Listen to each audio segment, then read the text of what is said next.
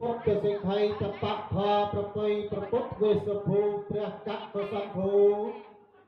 ព្រះអង្គឈ្នះនាមនឹងពលសេនាព្រះកោនាគមនោមានព្រមចរិយាថាប្រកាសបោហតចាកលេព្រះសមណគោដងមានគុណដ៏ធំប្រសើរវិសេសទាំង7អញ្ញៀងណាគឺព្រះសិអាមិត្រី84000បឋមខੰថ្លាថ្លៃយាងជាស័ក្តិសិទ្ធិជួយលើកជាស្ដាប្រសិទ្ធវិពុទ្ធាំសាពមេវៈទោសង្ឃមៈធមេផង្ទេវន្ទាមិធម្មំសាពមេវៈទោសង្ឃមៈធមេផង្ទេវន្ទាមិសង្ឃំសាពមេវៈទោសង្ឃមៈធមេផង្ទេវន្ទាមិអារាមេ